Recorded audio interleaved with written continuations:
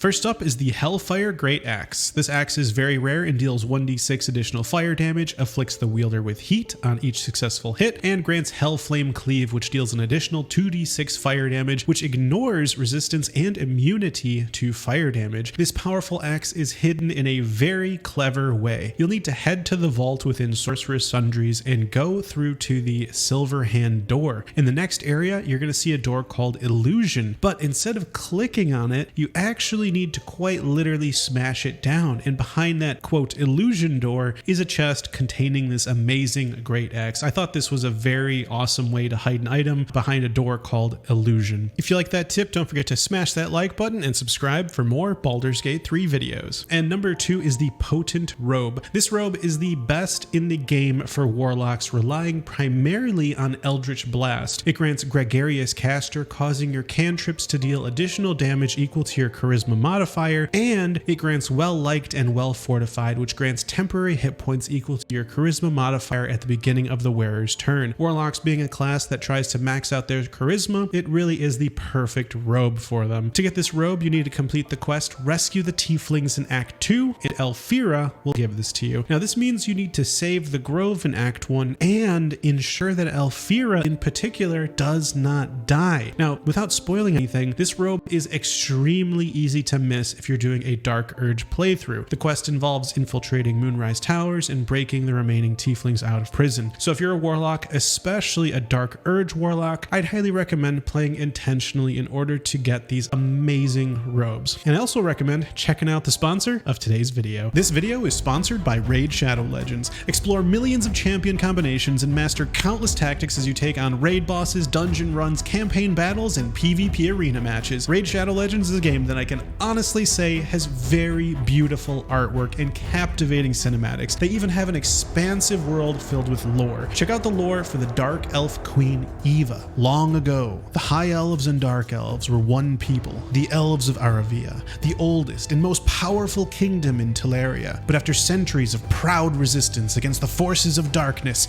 during the Age of Hellfire, a spirit called the Dreamwalker unmade it all. Who doesn't love faction lore? But speaking of factions, Raid's latest update is all about the new Clan, League, and Insignia feature. Customize your own logo and earn clan stars to decorate your insignia. Not only that, but this month Amazon Prime members can also earn special in-game items. So what are you waiting for? Click my link in the description or scan my QR code on screen to get bonuses only through my links such as the Epic, Champion, Knight Errant, and other valuable items. So click my link in the description and I'll see you in Teleria. Number 3 is the Intransigent Warhammer. This uncommon Warhammer is versatile and knocks nearby foes prone after killing a hostile target or landing a critical hit. And while this Warhammer might not be the strongest in the game, it sure is easy to miss. You have to initiate a fight on the Dwergar boat in the Underdark as you travel to the Grimeforge. And after winning the battle, you'll need to search the enemy's vessel for a chest where you'll find this Warhammer. Now, knocking enemies prone can enable certain builds that rely on it, so it does have its uses. Number 4 is the Hamarhraft. This maul deals 2d6 plus your strength modifier in bludgeoning damage, but very interestingly, it also provides Shockwave, which makes the wearer deal 1d4 thunder damage in a 3-meter radius upon landing after a jump. This has led to some ridiculous builds where you just jump repeatedly or stomp your enemies to death. So this hammer unlocks a very unique playstyle, and in order to find this strange maul, you'll need to rush into the burning buildings at Joaquin's Rest before it becomes completely engulfed in flames. Within the burning building, you're going to find a gilded chest in the corner of the second story, and the maul lies within it. Number 5 is the Staff of Cherished Necromancy. This staff is the best in the game for necromancers because it causes targets of your necromancy spells to have disadvantage on saving throws, and most importantly, life essence harvest. This causes you to gain life essence after killing a hostile creature with a spell until long rest. Now, I'm not sure if this is working as intended when I used it, but it appears that if you just kill one enemy, you can now cast all your necromancy spells without using a spell slot until your next long rest. So this staff enables endless necromancy spells to be cast. Absolutely amazing. And the only way to get this staff is by looting it off the corpse of Mystic Carrion in Filgrave's mansion in the lower city in Act 3. Even though there is a quest to determine how to truly kill Mystic Carrion, you can just slay Mystic Carrion the good old-fashioned way and loot his corpse for this staff. And I've got to say, this staff is pretty mind-blowing for any necromancer who wants to just be able to cast like crazy. And number 6 is Ferg Drogher. This merchant merchant sells a number of items that many players probably miss because they are accompanied by Shadowheart, and Ferg quickly comes and goes before you have the opportunity to trade with him. Leave Shadowheart at camp before you run into Ferg in Rivington in Act 3 and trade with him, and then you can actually pass a persuasion check to get access to his special goods, which is some seriously rare and awesome loot like Cold Snap, Nymph Cloak, Dwarven Thrower, Robe of Supreme Defenses, and Sethin. I particularly like Cold Snap for an offhand weapon. I think it's kind of a fun effect. And Dwarven Thrower, if I was a dwarf barbarian or fighter, I would love to have this Dwarven Thrower mace for sure. And number 7 is Echo of Abazigal. This is another merchant that is really easy to miss because the only way to trade with Abazigal is to become an unholy assassin of Baal by completing the quest Impress the Murder Tribunal. Abazigal offers some of the craziest loot in the game with items such as the Ballast Gloves and Armor, the Assassin of Baal Cowl, and more. The Ballast Armor, for example, grants Aura of Murder, which gives vulnerability to piercing to enemies within 2 meters, which means they take double damage. This can be incredibly powerful and lead to some of the highest damage in the game. And number 8 is Vision of the Absolute. This spear is an uncommon versatile weapon that blinds targets that fail a dexterity saving throw and deals 2d6 extra piercing damage to creatures with multiple sets of eyes. So this includes creatures like spiders, spectators, driders, and other like-kind monsters. This spear is unique in that it cannot actually be found. It needs to be created by the player. In Act 1, on the body of Edwin in the forest west of the Grove lies the shaft of a broken spear. This item, along with the head of the broken spear, found on the owlbear, can be combined to create the Vision of the Absolute. This is a very cool item that unfortunately will be quickly replaced, but could be useful immediately to fight some spiders, and very easy to miss if you aren't paying attention and don't create it yourself. And number 9 is Noblestalk.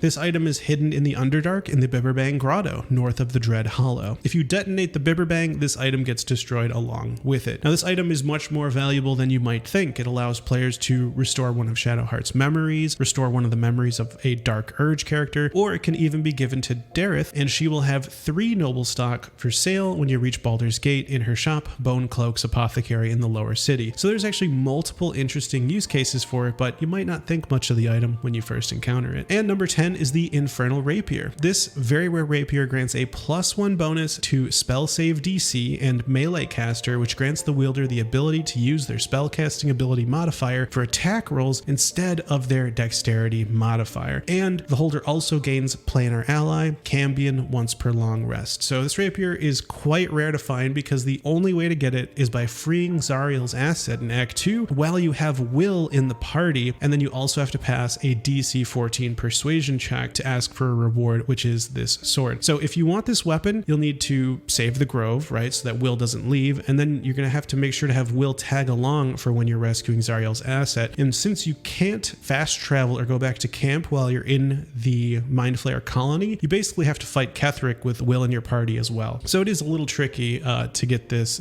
particular weapon if you don't have Will in your party beforehand. And number 11 is Zarel's Secret Stash. In Act 2, when discussing finding the relic Ketheric Thorm is after, you can ask Zarel for some additional assistance after you detect that she's a bit nervous about the relic. She'll direct you to Lantarv the Bugbear on the main floor of Moonrise Towers, and to tell him Zarel told you to mention her secret stash. This gives you access to 3 additional items to purchase. You've got Dwarven Splint Mail, Gauntlets of Surging Accuracy, and Render of Mind and Body. Not only are these items rare, because to even have the option to purchase them, you have to go through this hidden dialogue, which is behind an ability check, but they are also quite good for this part of the game. They aren't cheap though, so you'll need to be clever if you want them all. And number 12 is the Staff of the Emperor. This staff grants +1 to spell save DC and spell attack rolls. It can also stun enemies when the wielder succeeds a saving throw against said enemy if they then fail an intelligence saving throw. This staff is super rare and probably missed by most players because in order to get it, you need to disarm the Emperor. You can't use command drop because that can only be used on enemies, so disarming strike from a fighter is a good option. And the earliest opportunity to do this is when the Emperor first reveals himself to you during the fight with the Gith Honor Guard inside the artifact. Pull off the disarm successfully and this super rare awesome staff can be yours. Number 13 is the Shadow-Cloaked Ring. This ring causes your attacks to deal an additional 1d4 damage against obscured or shadow creatures. This can be especially useful in Act 2. To get this ring, ring, you'll need to head to the ruined battlefield in Act 2. By destroying all the ever-burning torches, a Shadow Mastiff will appear and attack you. Slay it, and this ring can be found on its corpse. And of course, it's really easy to miss because most players wouldn't tempt the darkness, so to speak, in the shadow-cursed lands by destroying their source of light like that. And number 14 is the Fetish of Callarduran Smoothhands. This rare ring allows the wearer to cast invisibility once per long rest. To find it, you'll need to head to the Grameforge and talk to the Duergar throwing corpses into the lake. You'll need to pass a perception and deception or sleight of hand check before you can acquire this item from them. Alternatively, you could just slay the Duergar and loot it from the corpse, and it kind of reminds me of the One Ring from The Lord of the Rings, with it making you turn invisible and all, which I think is really cool. And number 15 is the Fleshmelter Cloak. This awesome cloak deals 1d4 acid damage to creatures that deal melee damage to the wearer. This is great for a frontline character who will be taking hits, especially against swarms of weak but plentiful enemies like rats or severed hands. To acquire this item, you'll need to head to the morgue directly west of the House of Healing in Act 2. There you'll find a gilded chest kind of on a ledge containing this awesome cloak. And number 16 is the Seemingly Gleaming Ring. This ring grants +1 to Charisma saving throws and -1 to Wisdom saving throws. While not the best ring, it certainly is very easy to miss. In order to get this item, you'll need to pickpocket Narber in Act 3 when you encounter him in Karm's Garm. Then you'll need to do the incredibly difficult task of listening to him go on and on and on as he tries to decide which class he should be. If you keep engaging with him long enough, he'll eventually thank you for talking with him and reward you with a Seemingly Gleaming Ring, but only if you pickpocketed him first, because if you didn't, you'll be rewarded with the Absolute Confidence Amulet. So it's a pretty well hidden ring considering all the conditions you have to do in order to acquire it in particular. And number 17 is the Deathstalker Mantle. This rare cloak turns the wearer invisible for 2 turns after killing an enemy. That's pretty insanely good, and it's actually a cloak that most players probably have not seen, because the only way to get it is to be given it by Scaleridus Fell during a Dark Urge Origin playthrough. So if you haven't made a Dark Urge character yet, that's the only way to see this cloak. And those are 17 items you might have missed in Baldur's Gate 3. Let me know if there's anything else I missed in the comments. And don't forget to use my Raid Shadow Legends link in the description or scan my QR code to get awesome bonuses for new players with an epic champion. I'll see you in the next video. Take care.